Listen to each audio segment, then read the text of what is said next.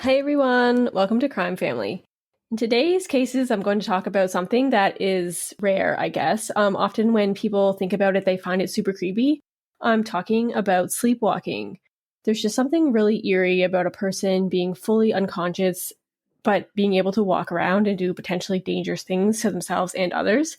Today, I'm going to be talking about the sleepwalking stories of Scott Falater and Kenneth Parks.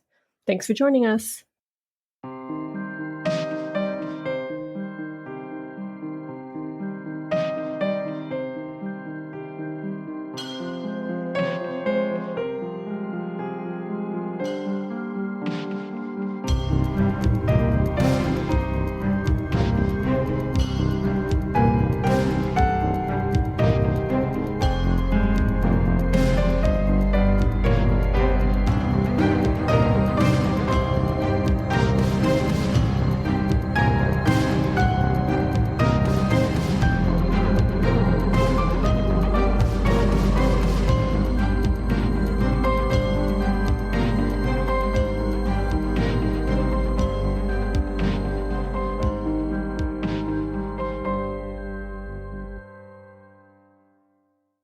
So before we get started on this week's episode, I wanted to tell you guys about a great podcast called Destination Mystery. It's hosted by Melissa and Mike, and each episode they talk about a paranormal event or a true crime investigation, and they not only tell you about the case itself, and some of which are in some very remote places in the US, but they also travel to that location in the episode and investigate it for themselves. So each episode brings new content that won't be found anywhere else. So it's very exciting. Very good podcast, so we hope you check it out.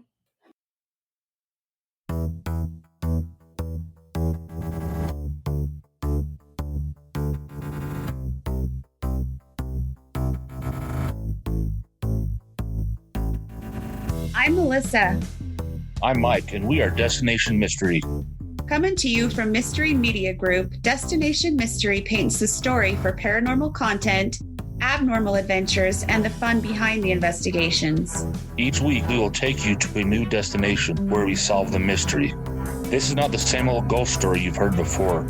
We will not only tell the spooky story, we'll go to a remote location to investigate it for ourselves. So fasten your seatbelt and put on your helmet as we take you to a new adventure that will leave you questioning what you've always thought about the paranormal.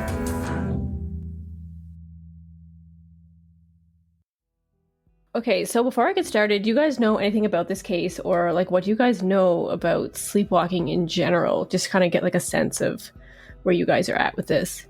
Oh no, I think sleepwalking is super like fascinating, and like honestly, like sleep disorders in general are just kind of weird. Or sleep human body is just weird.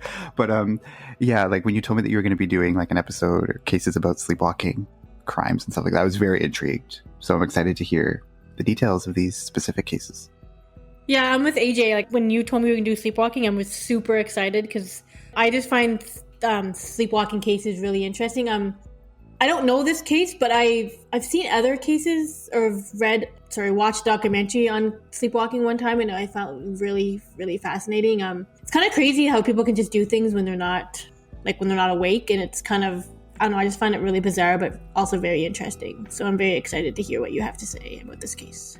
Yeah, so I find it super fascinating too, and I tried not to go down like a rabbit hole. Like I started looking at like academic papers about like sleepwalking and like sleep disorders, and I really tried not to go down like a rabbit hole, so I'm just going to scratch the surface with this. Okay, so I was reading some papers, and there's a paper written by Pavlova and Luttrell. It was published in 2019, and it's just called Sleep Disorders, and it was published in the American Journal of Medicine. And they say that there's 6 major sleep disorders, or there's 6 major ones that they talk about in this paper. Anyway, they categorize them as insomnia, which is where you usually can't get to sleep properly.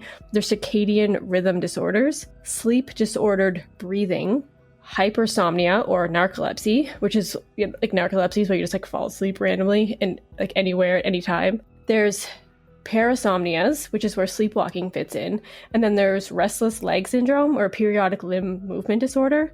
So that's interesting that there's all these different kind of categories. And they also say that sleep is like the universal function of all living species. So all living species have some sort of sleep. And sleep comprises about like 1/3 of human life. So for 1/3 of your whole life, you're asleep. And so, like I said, parasomnia is like the broader term that encompasses sleepwalking. And these behaviors occur when parts of the brain are awake when they should be asleep. And they cause things like sleepwalking, sleep eating, and even sleep driving. There's another paper that I read by Popat and Winslad in 2005, and it's called While You Were Sleeping, Science and Neurobiology of Sleep Disorders and the Enigma of Legal Responsibility of Violence During Parasomnia. And they kind of, in this article, they compare parasomnia to being in a vegetative state. So like if someone has brain damage and they're like what we refer to as a vegetable, even though they're like in a vegetative state, they still go through like typical sleep and wake cycles, but they're unconscious and unresponsive to like any outside stimuli. In this sense, they're often referred to as awake, but not aware. But individuals that are in like a parasomnia episode, they're neither awake nor aware, and they're not awake and they're not asleep. So they're kind of like in this in-between limbo kind of thing. And since a person that's in a vegetative state is unconscious, they kind of consider individuals that are in a parasomnia episode to even be less conscious than a person that's in a vegetative state. So that's kind of crazy to think about. So like in more simple terms, I guess what happens with sleepwalkers is that their brain is unable to like transition from a deep sleep into the dreaming stage, where most of us are able to do that while we're asleep. And there's like no issues when that happens, obviously. They go into this kind of like dissociated state that is in between awake and being asleep. And part of the brain functions as being awake and the other part is still being asleep. So you can kind of picture it as like someone that's kind of acting out their dreams in a way. So some experts say that a sleepwalker is actually like really strong, or they can be really strong if they are to like confront you, and they often don't recognize other people, right? Because they're kind of like in this zombie state. So they could see someone they know but not have any idea who they are. And a lot of experts say that it's really dangerous to interrupt somebody that's sleepwalking, because that's when they kind of get this fight or flight tendency and they can attack really viciously. So there's a doctor that was involved in both of these cases that I'm going to talk about. Her name was Dr. Rosen Cartwright. She actually died in January of 2021, but she was a sleep expert who specialized in sleep disorders. She described this on an episode of Forensic Files. It was season 9, episode 30, called Walking Terror. And she was saying that some of her former sleepwalking patients, she said, one had jumped out of a window. There was one that had thrust their arm really hard up against a plate glass door. One had kicked in a garage door. Another one had attacked the living room furniture with a butcher knife. And she said that some of her patients had even attacked other people. And they said they usually attack the closest person to them when these kind of attacks happen. So that's kind of a background of sleepwalking. Super just scratched the surface, but I thought it was kind of important so you understand kind of going into these cases. So do you find anything about if this only happens in humans? Like, do animals, do other species also sleepwalk and as intensely sometimes? I'd be interested to know if a dog sleepwalks and can attack you or something. I don't know. I didn't see really go into other types of animals. There are obviously experts that study rat dreams and stuff like that. I don't know. I remember, I don't know if it was one of our dogs, but they used to kind of like whimper in their sleep or something, or move or around, move their feet, like they're running or something. Yeah. So yeah. I think they probably, I don't know if they would actually be in a dream state, like a sleepwalking state, but they definitely, obviously they dream. But yeah, I'm very interested. I'm gonna have to look up sleepwalking now. Like what you just described to me is really fascinating. I had no idea about sleepwalking and what it can do. Yeah, it's creepy that sleepwalking is just one of the things that can happen. Like I said, people have the disorders where they sleep eat, where they just go into the fridge and just mow down. But anyway, yeah, so the first case I'm talking about is Scott Falater. And Scott was born in Chicago, and he met his wife Yarmila in high school, and she remembers that he used to fall asleep all the time in class. Scott had never dated anyone before Yarmila, and they started dating and they ended up getting married. Scott grew up in a really Catholic household, but he converted to LDS, or the Church of Latter-day Saints, as an adult, and Yarmila did the same. So they lived this Mormon lifestyle as adults, and they raised their kids as Mormon. So Scott was a engineer, and he worked for Motorola. And I don't know if you remember, but Motorola like manufactured some of the really early flip phones. It's like those big, like chunky flip phones that everybody used to have. And so that was his job. And him and Yarmila were married for 20 years. They had 2 kids, Michael, who was 12 at the time, and Megan, who was 15. The whole family had moved to Phoenix for Scott's job at Motorola, I believe. And at this time, Yarmila had given up her career to stay home and be a stay-at-home mom. They lived in a pretty safe, middle-class residential neighborhood where police activity was really something that didn't happen often. And like I said, the Falater family was really much involved in the LDS church. So a typical day for Scott would be that he would get up pretty early to teach his morning seminary or religious education class at 6:15 a.m. Then he would drive the kids to school, then he would go to work, and he'd be home from work around dinner every day. So that's like almost a full 12-hour day by the time he gets home for dinner. And some days, and on this particular day that I'm going to talk about, which is January 16th, 1997, after dinner, Scott would prepare for his next day's morning church class. So he had a really full day most days. So around 9 o'clock, it's already been like a pretty full day. Yarmila asks Scott to go out and try and fix their pool filter so that their pool wouldn't start to grow algae and turn green. So Scott goes out to fix the filter, and he realizes that, like, I don't know, I guess like the O-ring is really corroded or stuck to the pool pump. And he has a knife and he's trying to like dig it out, but it's not working. So he just leaves it for the night and he goes back in the house. And some sources say that Yarmila had fallen asleep on the couch watching ER. And Scott just kisses her goodnight, and then he goes to bed, and he's exhausted around 10 o'clock p.m. that night. Next to the Falater house lives Greg and Stephanie Reedhead, and around 10 to 10:30 that night, they hear some kind of disturbance next door, and it's not something that they can just kind of shrug off and get over. It's enough for them to get up and see what's going on. Stephanie describes it as kind of like a moaning or screaming of some sort outside. Greg looks over the wall that separates the 2 properties, and he sees Yarmila just lying there on the pool deck. And at first he just kind of thinks that maybe she's like drunk or passed out or something. Not too long after, Greg sees Scott come out of the house, and he grabs Yarmila by the arms and drags her over to the pool, and he just kind of rolls her into the pool. And at first, like, the neighbor that's watching is thinking, oh, maybe he's just trying to like wake her up by like dunking her in the pool. But then he runs into the house and he's like, oh my god, he's holding her head underwater. So he calls the police right away. The police get to Greg's house and they go over to Scott's house, and they immediately see the pool water is light pink and Yarmila's body is floating in the pool. But there's no sign of Scott at this point.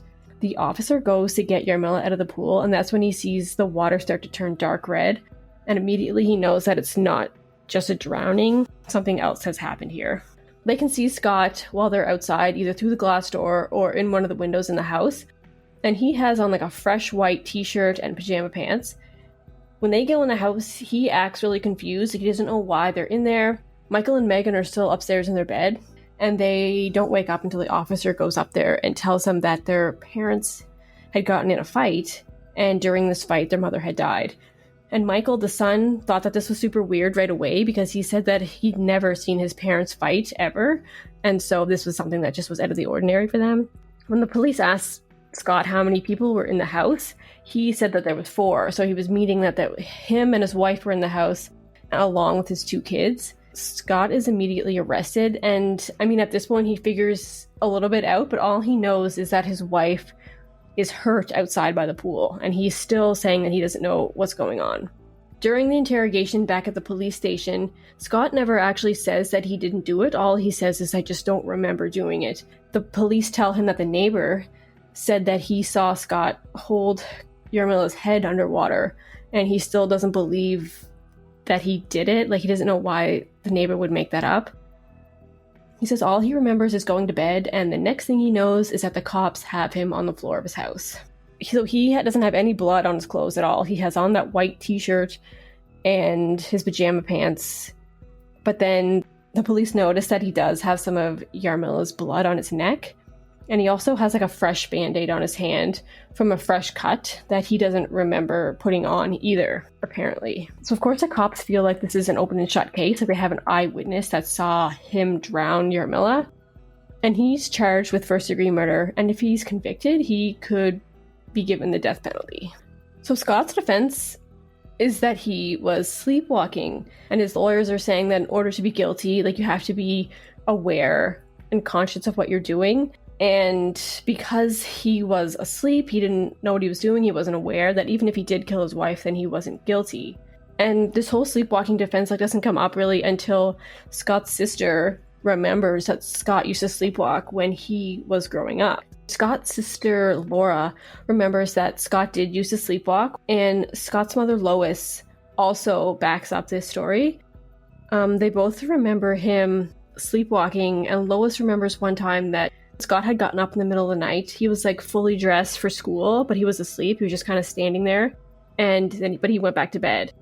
And there was another time when he was older, like around 15, he woke up and he just came out of his room and went into the living room or something where everybody was. He was just like completely naked, just standing there. And then he kind of went back to bed. He doesn't remember any of this.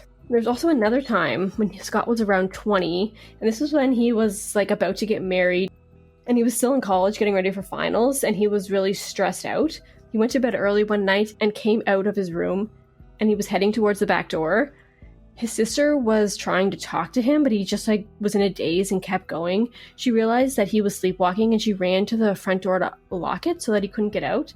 But as she ran past him, she like rubbed against his shoulder. And so this kind of interrupted Scott, and he grabs her by the shoulder and just kind of like tossed her across the room. And he's still fully asleep. And Laura says like the look on his face was so angry, and he just looked demonic. So that's, like I was saying before, it's really dangerous if you try to wake or disturb a sleepwalker, because they can get really like aggressive and defensive. So that's kind of what happened in this case with Scott. But that's really the only reporting that I was able to find of like really serious incidents. And so I guess I just don't take it that seriously. It was like a one-off, and it never happened again. May 24th, 1999, this is when Scott's trial begins. The medical examiner testifies that Yarmila has 44 stab wounds, and they believe Scott put his left arm around her mouth so she couldn't scream, and then he stabbed her with his right hand. The lead prosecutor in the case is Juan Martinez, who, fun fact, was also the prosecutor in the Jodi Arias case. The prosecutor tries to describe Scott as being fully awake, like right after he stabs Yarmila, because Greg, the neighbor, describes seeing Scott in his house, and he sees lights going on in the bathroom, and then the light goes off in the bathroom, and then you can see him walk into the kitchen. And the neighbor, Greg, says it looks like Scott is kind of like washing his hands over the kitchen sink, and then looks like he puts on a pair of gloves, and then goes back out to Yarmila's body and pushes her in the water, and then leans over the side of the pool to push her head under. And some sources also state that Scott grabbed a flashlight on his way outside the first time to supposedly fix that pool pump, which isn't consistent with sleepwalking, as some experts say, because like when you're sleepwalking, you can't tell if it's night or day. So getting a flashlight to look around at night isn't something that you would do if you were sleepwalking. And so they're saying that doesn't match up with his story. Also, on that Forensic Files episode, it points out that Scott was aware that his dogs were barking, and he was trying to calm them down, which is also, they say, inconsistent with sleepwalking, because if the dogs were barking, he wouldn't be able to really hear them in his sleep, or it would have woken him up. But some experts say that the dogs were jumping on him and not really barking, and so his response was just kind of to get the dogs to settle down while he was asleep and not really them barking. So I mean, there's some discrepancy there. The defense also points out that there really is no motive at all for the murder. Like, they were high school sweethearts, and they were apparently still really happy after 20 years. And at the time of this killing, Scott, again, was under a lot of stress. Like, remember how I said before, that's kind of what triggered it. He was about to get married. He was in the middle of his finals. So again, he was under a lot of stress at work. And he was teaching that religion class, which added a lot to his lack of sleep and workload. And he was just under a lot of pressure, and he was stressed. So this is believed to have been one of the triggers. He was sleep deprived and stressed. And then on top of that, they believe that Yarmila had tried to wake him up in his sleep, and that's what triggered that violent reaction.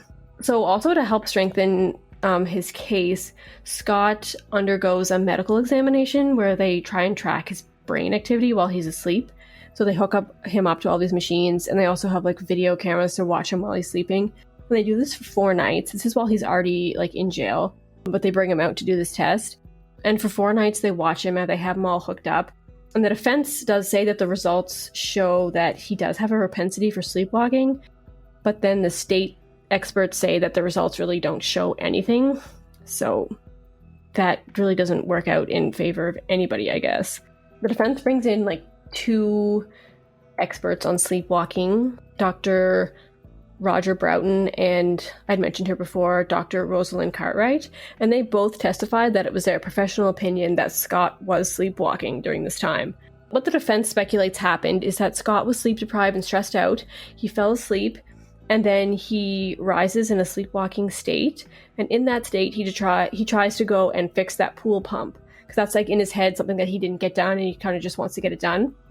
Yarmila notices that he was gone, or he wakes her up somehow, and she gets up to bring him back into the house, bring him back to bed. And because she interrupts him, this is when, like I said before, the experts say the danger kicks in. And because he's asleep, he doesn't recognize her, and so that he sees her as a threat, that fight or flight thing or situation happens, and he has that knife from the pool pump trying to get that O-ring off, so he stabs her over 40 times. Another thing that doesn't really look good for Scott here, though, is that while the officers are searching the house, they're searching the garage, they search the house, they search the cars, and they eventually see a t-shirt that's sticking out from some sort of compartment in one of the cars. They open up that compartment and they find a black plastic garbage bag, and inside they find a large plastic container, and inside that they find bloody clothes and they find a blood-stained hunting knife. And the prosecution brings up that a sleepwalker wouldn't have the capacity to know that what he was doing was wrong, so there would be no need for him to feel like he needed to hide this evidence. So that to the prosecution is pure evidence that this was planned out and Scott was trying to hide, trying to cover his tracks and make up this ridiculous defense of sleepwalking. The defense does say that him trying to hide his clothes but not trying to hide the body or clean up anything else from the scene shows that there really was no logic at all to his actions, and that while maybe hiding his clothes is kind of a weird thing to do, it doesn't really prove anything because the whole situation is kind of a weird sequence of events. The prosecution was able to get one of the defense's sleep experts, though, to admit that even though he did believe that Scott was sleepwalking, he admitted that Scott changing his clothes 2 or 3 times was out of character for a sleepwalker, and that the way the stained clothes were hidden was also unusual for a sleepwalker. But that same expert said that he did believe Scott was sleepwalking. Just because it was unusual doesn't mean it was impossible. Of course, the prosecution brings in their own sleep expert as well, and his name is Dr. Mark Pressman. And he talks about the evidence, and he says, quote, "I think all the evidence says he was awake, and all the evidence says his behavior was far too complicated to be sleepwalking." End quote. He also goes on to say that there was 45 minutes between the beginning of this whole situation and the end, and he makes a list of 64 separate behaviors that Scott displayed over those 45 minutes. And he says that the only way a sleepwalker typically displays violence is when they're confronted. And so the fact that Scott stabbed his wife, so maybe he was confronted the first time, but then he leaves and then comes back to push her in the pool is a second act of violence that he wasn't provoked to do. So he's saying that right there proves that one of those, either one or two of both of those actions, was planned. The defense also brings in 2 of Scott's cellmates, so the people he was staying with in prison, and they actually testify that they've seen Scott in what they think was actually sleepwalking. They say he would get up in the middle of the night, just walk towards the door of the cell and grab a hold of the cell bars, and he'd just shake them really hard, and they'd be talking to him, asking him what he's doing, and he'd just kind of be in a daze, wouldn't say anything, and just kind of stand there shaking the door of the cell. And he did that multiple times. And Scott's kids testify for the defense as well, and they stand up for him, saying that they don't believe that he did this on purpose, because they really didn't see any kind of violence in him ever growing up. Yeah, so like I said before, the prosecution seems to have everything that they would want except a motive. And an ABC 2020 episode also goes into a lot of detail about this case, and that episode is called While He Was Sleeping. And so they say that that Scott did have motive to kill his wife, and they kind of zero in on a note that a psychologist that was interviewing Scott while he was in jail had written down. So in this note, they zero in on this phrase, quote, unforgivable sin. And they really push this to try and say that Scott believed his wife had committed some horrible sin. And they kind of talk about, well, maybe like Jarmila had cheated on Scott. But there was really no evidence at all that anything like that had happened. And Scott says that he himself, while he was talking to his psychologist, said that he did say unforgivable sin, but he was talking about himself, that he had committed an unforgivable sin. And so, I mean, they're like totally spinning his words in this situation. Like, he can make anybody look guilty if you just isolate like one sentence or a couple of words without context. So I'm surprised that was even allowed in court and that nobody kind of expanded on that further. And that Forensic Files episode kind of went into more detail about the strain that might have been on their relationship or their marriage. So Scott, because they were Mormons, Scott really wanted to have more kids. They already had 2 kids, but Jarmila like kind of firmly said that she didn't want any more. They already had 2 teenagers, so she was kind of like done. And Jarmila had apparently shown resentment about how much time Scott had spent with his church activities. So he was really dedicated to the church, where Jarmila wasn't so much. And she was actually considering a divorce, apparently, according to Forensic Files. Yeah, so that's kind of the evidence back and forth for this, for Scott. What do you guys think so far? Like, what do you think is going to be the outcome of this case? Do you have any ideas?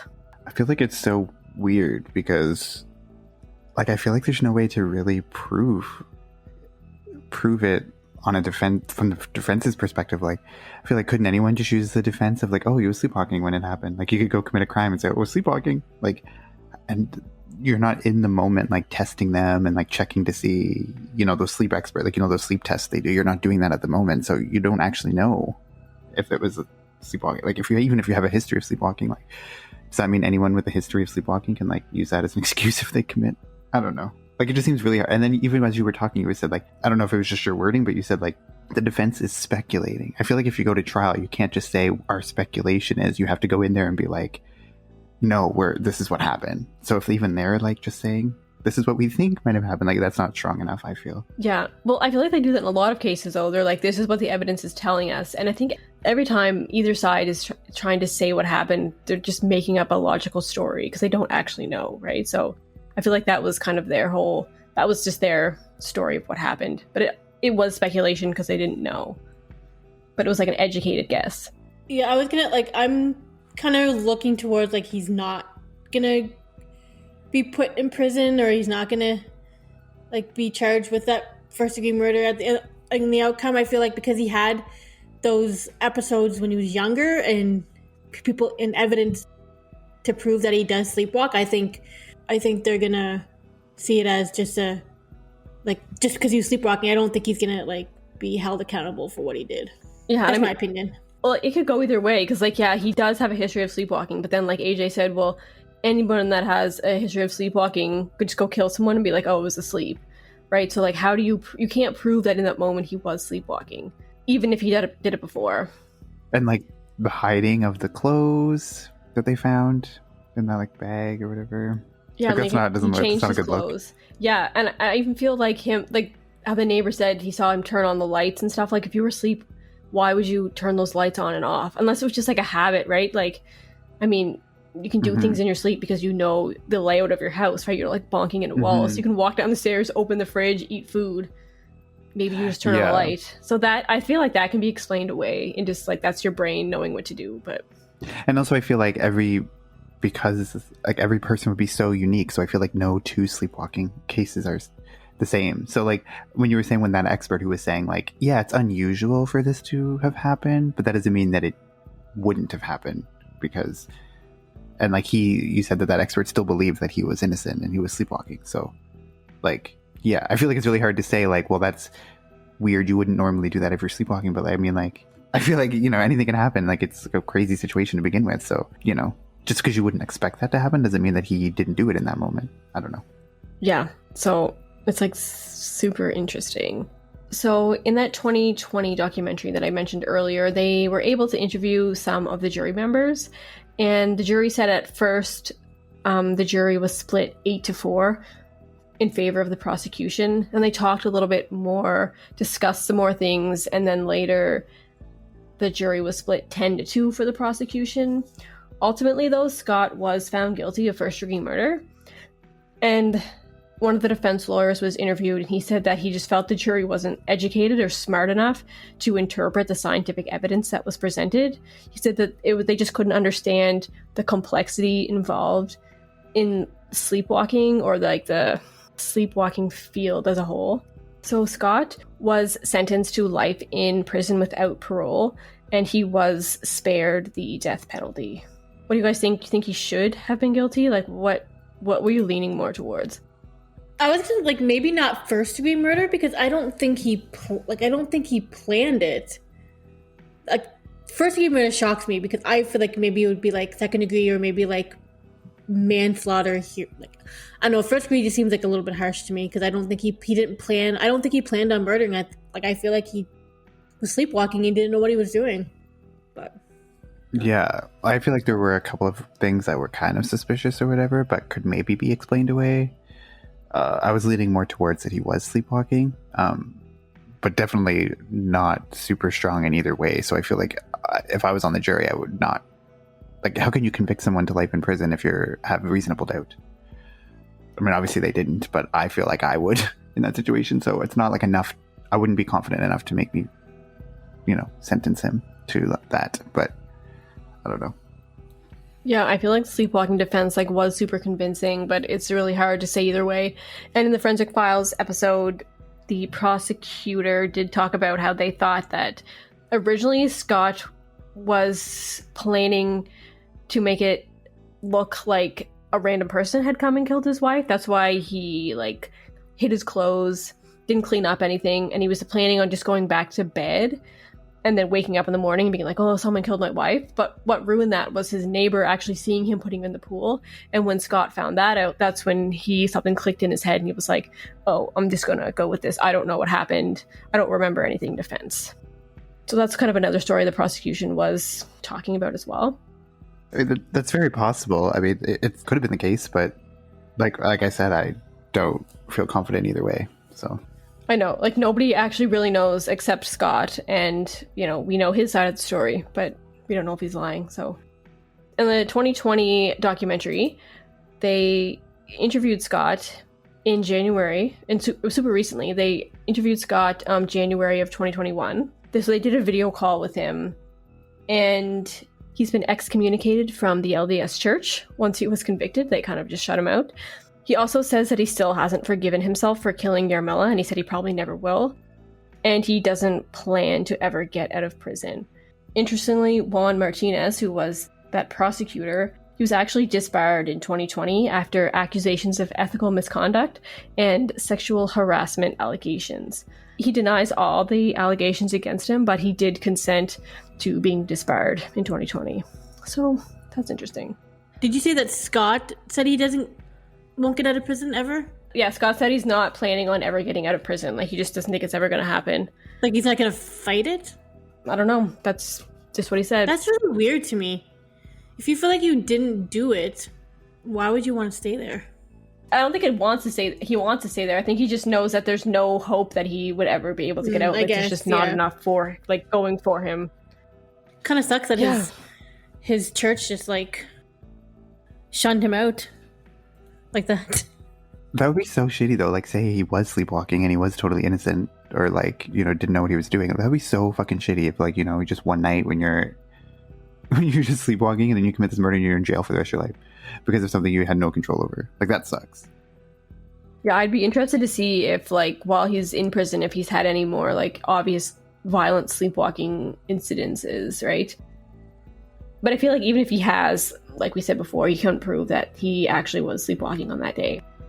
So is he in jail cells with other people? Because I feel if they think that, I guess they don't think that he was sleepwalking, but I feel if anybody thought he was sleepwalking, I don't think it'd be a good idea to put him in a room with other people.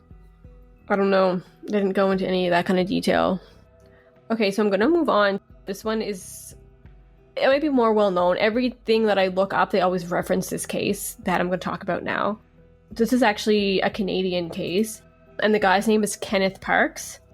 And this actually happened before Scott Falater's case. This one happened in 1987 in the Toronto area.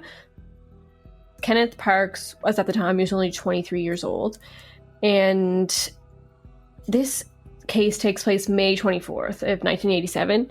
So the story goes that Ken fell asleep in front of his TV, and he got up early in the morning sometime. Like, it was still dark out, so it was still pretty early. He grabbed his car keys, he went out the door, he left the front door wide open, got in his car, started it, drove out of his garage, and left the garage door completely wide open. Ken drove around 23 kilometers from Pickering, Ontario to Scarborough, Ontario, and he ended up at his in-laws' house. His in-laws were Barbara and Donald Woods. Ken grabs tire iron out of his car. He had keys to their house on his key ring, so he gets those keys, lets himself into the basement of their house, which is where Barbara and Donald slept. So he goes into the room and he strangles Donald, and then he goes to the kitchen, grabs a knife out of the kitchen, goes back to the bedroom, and he stabs his mother-in-law around 5 or 6 times, and then he beats her with the tire iron, and I believe he also beats Donald as well. Then he goes to the bedrooms of the couple's teenage daughters, and they wake up and they recall him, they recall hearing him outside, like, making really loud grunting noises outside their door. Like, they said it sounded like an animal. And then he stopped for a little bit, and then he continued to grunt again. So it's, like, super, like, terrifying if you were inside there listening to that. And then he doesn't actually get in their rooms, so that's a good thing. I don't know if he tried, but he just couldn't get in, or if he just never even tried to go in. But he eventually leaves the house. He gets back into his car, and he drives to the police station around 4:45 a.m. He goes in, and he's just like, I think I killed 2 people, but I can't remember.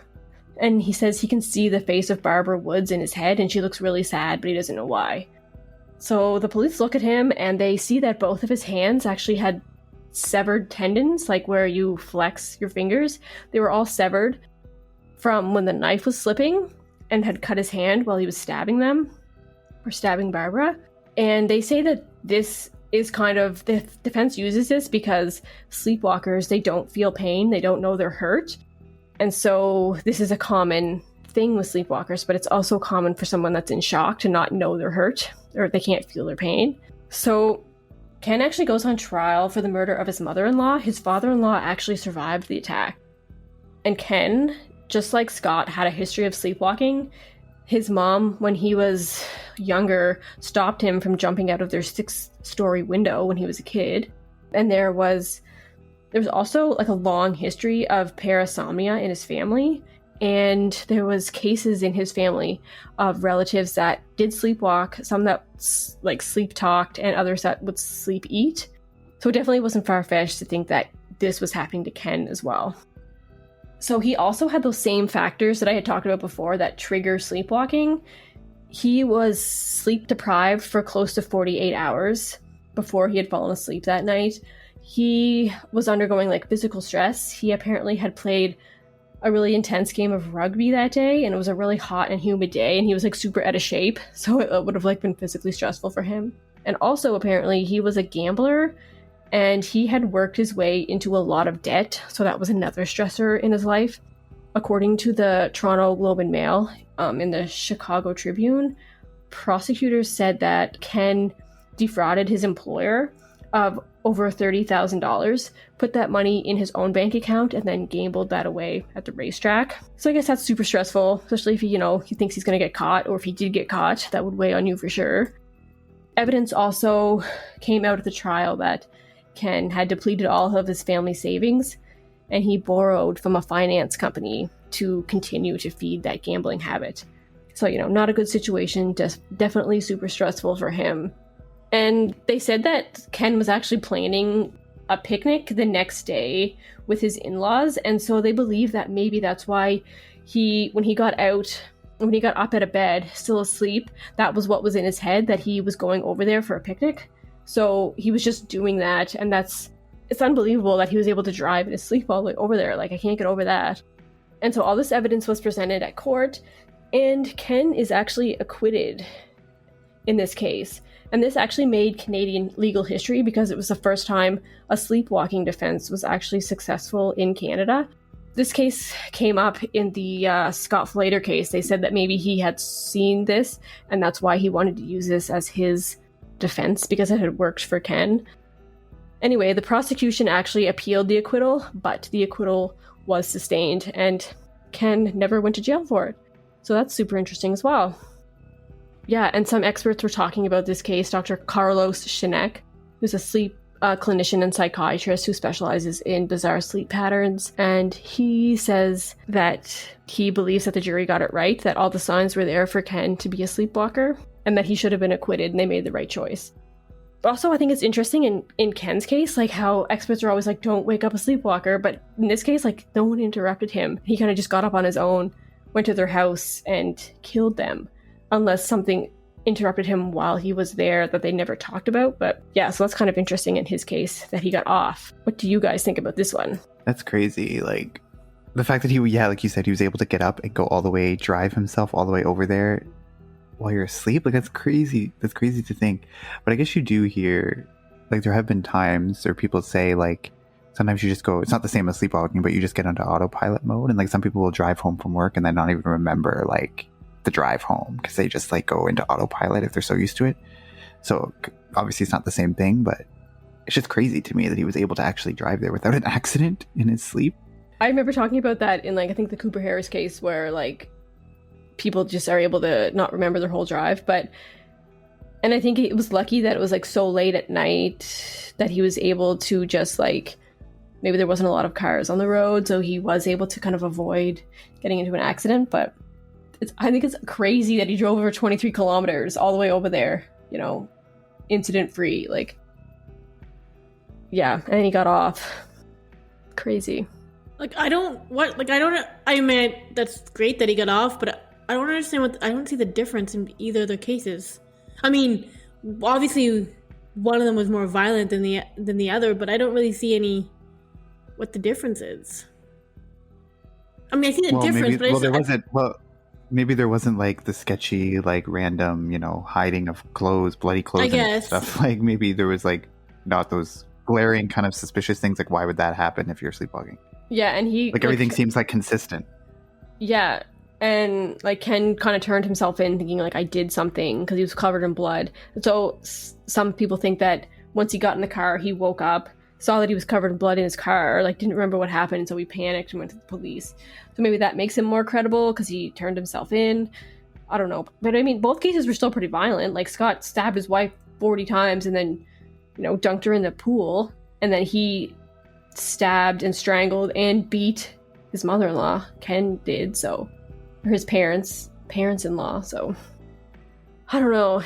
It's really scary that someone asleep can do those violent things. Like, that's what makes it so eerie. Not just the fact that they're up walking around like a zombie, but they'll actually kill you. And the fact that you can get to that point, like the fact that you wouldn't wake up before you actually do it. Like, he's able to, like he's driving 23 kilometers without waking up. That's crazy. That's what I was just gonna say. That, like, I don't, like, surprised he didn't wake up during the killings, because normally, like, if you're like get interrupted, if somebody touches you or something like that, you think he would wake up. So I'm surprised he didn't wake up during that. Yeah, I think when you cut your hands or something like that, the pain would wake you up, you think. Like, I don't know, like, I wake up from the simplest little thing. I'm pretty sure if I stabbed my own self in my sleep, I'd wake up. I think. But I guess if you have a sleeping disorder, that's why it's a disorder. Yeah, that's true. Yeah, your brain's not working properly. I don't know. It's scary. I do never want to come in contact with somebody who's sleepwalking. I feel like it creeps me out. I feel like I almost have I feel like I have a sleep disorder. I feel like I almost have the opposite problems. Like, sometimes I have this thing like sleep paralysis, like where like you wake up, like your brain wakes up, but you still physically can't move because your body, like, you're still kind of sleeping. So like you're paralyzed, because that's what's supposed to happen when you sleep, is your muscles are supposed to be paralyzed so you don't get up and walk. That's so scary too. So like sometimes you'll be laying there for like, I don't know, it feels like forever, but it could be like 20 seconds where it's like you're awake but you can't move. It's like the creepiest, weirdest thing. It's creepy. I've had it happen like multiple times in my life. Honestly, yeah, and people tell stories about that, and while they're like paralyzed in the dark in their bed, they always, something sketchy, they can always see something. Like, I remember I was talking to Lisa, who's our other sibling that doesn't do this podcast with us, and she says it happened to her more than once, and like she'd be paralyzed in her bed and like see like the sketchiest shit in her room, and like she couldn't wake up. Like, it's scary. And I'm just like, and apparently they say it happens to at least, yeah. No, and apparently it happens to everybody at least once in their life. So it has never happened to me. It had to happen to you, Steph. So just wait, it's coming. I'm like terrified. It's the I think about creepiest it every night. I don't want that to happen to me. That's creepy as hell. It is. It's weird. Like, I don't know. It'd be interesting to, like, I don't know if there's a correlation between, like, I don't know, like stress or whatever. Like, because it seems like there'd be like certain periods of time, like a month or two, where it happens very frequently, and then I'll go like a couple years without it happening, and then it happens again. Like, it's so weird. And I remember we were talking to, shout out to Uncle Randy, who's probably listening. But I remember because he and I were talking, like, he's like, oh yeah, the creepiest thing happens to me. And I was like, that happens to me too. Like, it's so weird. And it's so hard to describe. I mean, you guys can probably imagine how creepy it is, but like, until it actually happens to you, it's like even more creepy than just describing it. Yeah, my partner, Alex, said it happened to him before too. And I'm just like fucking waiting for it to happen to me. It's terrifying. I feel like maybe I vaguely remember where, like, one time where I could feel like I could see someone in my room or see something, but I don't know if that was just like me dreaming about it because it scared me. The thought of it scares me so much that it was like a nightmare. So I don't know if that was actually real. But most of the time I feel like I just see like the ceiling or whatever. Or sometimes, because I'm like laying down, but sometimes I feel like I can see, like, as if I were sitting up. I can see straight ahead as if I was sitting up versus like just seeing the ceiling, like if I'm lying down. So it makes me think I'm almost like sitting up, right? But I'm not. Oh, I don't know. It's like an creepy. out of body experience. That. It's so weird. Yeah, I don't know. It's so fucking creepy. I don't know what I find creepier, that or like a child coming into your room and sleepwalking and just staring at you, and you open your eyes and your child's just there.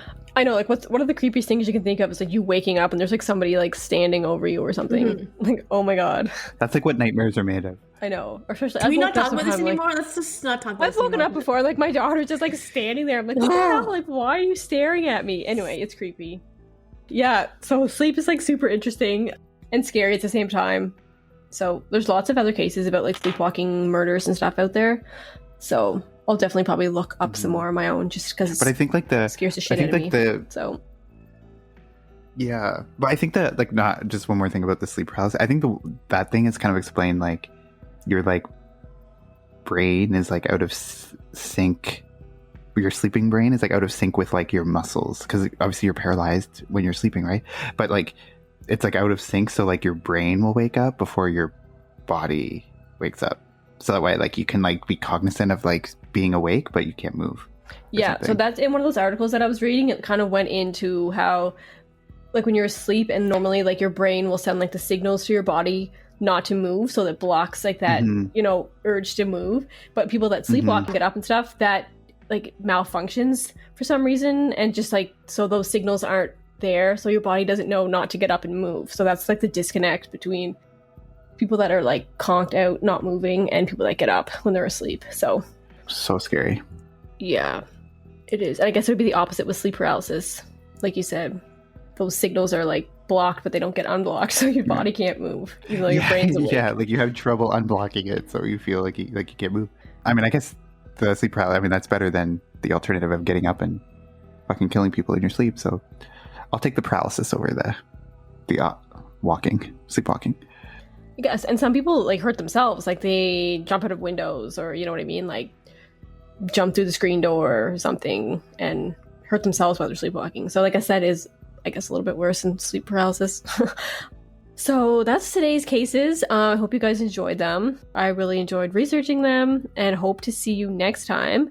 You can follow us on Instagram at Crime Family Podcast or Twitter at Crime Family Pod 1. We also have a Facebook page called Crime Family, and we have a Gmail account, crimefamilypodcast@gmail.com. So let us know what you think.